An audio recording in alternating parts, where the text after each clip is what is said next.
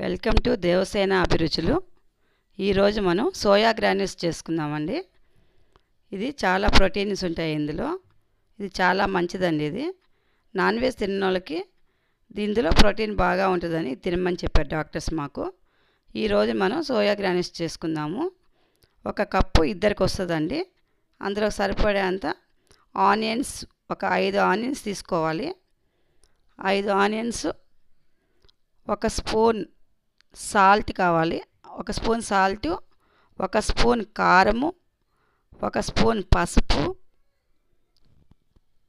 ఒక 3 పచ్చిమిర్చి, చిన్న టమాటాలు అయితే ఒక 3 తీసుకోవాలండి. పెద్దదైతే ఒకటి సరిపోతుంది. కొంచెం ఆయిల్, సరిపడా ఆయిల్ తీసుకోవాలి కొంచెం. ఇప్పుడు దీన్ని హాఫ్ బాయిల్ చేసుకోవాలండి. స్టవ్ మీద వాటర్ పెట్టుకొని హాఫ్ బాయిల్ చేసుకోవాలి. ఇది చాలా మంచిదండి. ఇది సేమ్ మీల్ మేకర్ పొడి ఉన్నట్టు ఉంటుందండి. ఇప్పుడు మనం హాఫ్ బాయిల్ చేసుకుందాం. వాటర్ కాగుతున్నాయండి. ఇప్పుడు ఒక స్పూన్ సాల్ట్ వేసుకుందాము. వాటర్లో సాల్ట్ వేయాలండి, ఎందుకంటే సోయా గ్రాన్యూల్స్కి పట్టాలి.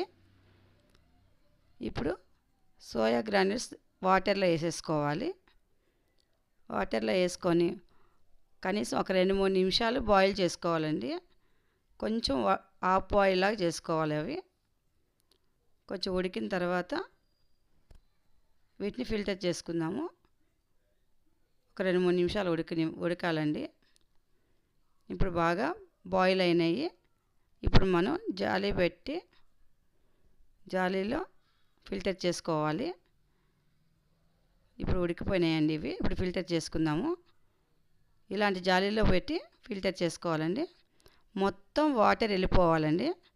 వాటర్ అస్సలు ఉండకూడదు. మనం ఇది పోసేసుకున్న తర్వాత కొంచెం గట్టిగా ఏదన్నా గరిటె పట్టుకొని నొక్కితే కూడా ఉన్న వాటర్ అంతా వెళ్ళిపోతాయి.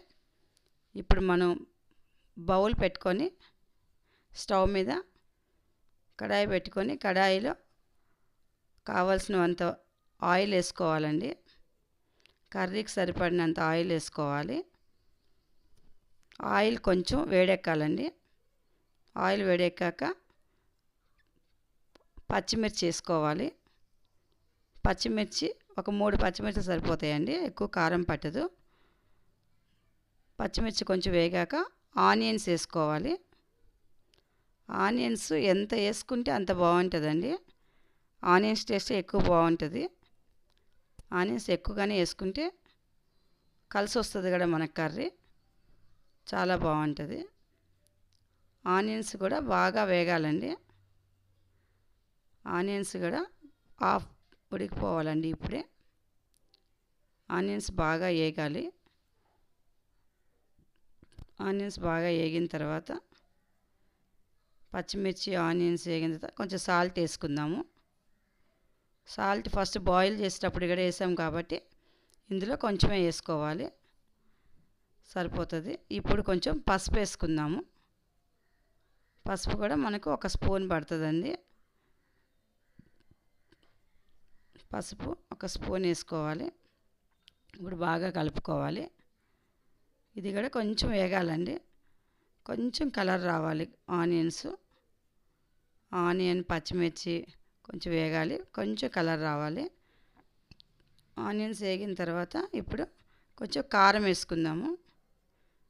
టమాటా వేసుకుందామండి. ఫస్ట్ టమాటా కూడా కొంచెం వేగాలి. టమాటా కొంచెం ఎందుకు వేసుకుంటామంటే కొంచెం లైట్గా పులుపు వస్తుందండి. కొంచెం లైట్గా పులుపు వస్తే కొంచెం కర్రీ టేస్ట్ ఉంటుంది కాబట్టి కొంచెం వేసుకుందాము. సన్నగా తరిగి వేసుకోవాలి టమాటాని. కొంచెం బాయిల్ అవ్వడానికి త్వరగా ఈజీగా అయిపోతుంది.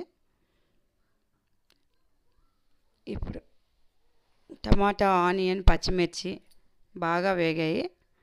ఇప్పుడు కొంచెం కారం వేసుకుందాము. ఈ కారం కూడా పచ్చివాసన పోయే వరకు వేపుకోవాలండి. సోయా గ్రాన్యూల్స్ వేసిన తర్వాత ఎక్కువసేపు వేపం కాబట్టి ఇవన్నీ కూడా ముందుగానే వేపుకోవాలి. ఇప్పుడు బాగా వేగిపోయినాయి. ఇప్పుడు సోయా గ్రాన్యూల్స్ వేసేసుకుందామండి. సోయా గ్రాన్యూల్స్ వేసుకున్నాక ఇవి బాగా కలుపుకోవాలండి. ఆనియన్, టమాటా, పచ్చిమిర్చి, సాల్టు, పసుపు, కారం అన్నీ కూడా ఈ సోయా గ్రాన్యూల్స్కి పట్టాలి బాగా. ఇది సన్న మంట మీద పెట్టుకొని చేసుకోవాలండి, లేకపోతే మాడిపోతుంది. సన్న మంట మీద పెట్టుకొని బాగా వేపుతూ ఉండాలి. ఆపొద్దండి, వేపుతూనే ఉండాలి. బాగా పట్టే వరకు వేపాలి. ఇట్లా గడ్డలు లేకుండా పొడి పొడిగా వచ్చేస్తుందండి. అది బాగా ఏగిందంటే పొడి పొడిగా వచ్చేస్తుంది. అప్పటి వరకు మనం వేపుతూనే ఉండాలి. ఇది చపాతీలోకి చాలా బాగుంటుందండి. ఇది సోయా గ్రాన్యూల్స్ తయారైపోయిందండి.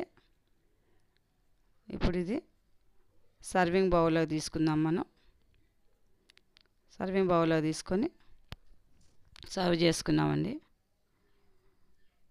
చపాతీకి ఇప్పుడు సర్వింగ్ బౌల్ తీసుకొని చపాతీ చేసి పెట్టేసుకుంటే 10 నిమిషాల్లో రెడీ అయిపోద్దండి. కర్రీ చాలా ఫాస్ట్గా అయిపోతుంది.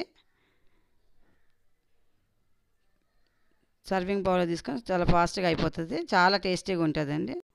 మీరు కూడా చేసుకొని తిని Like, share and subscribe this channel.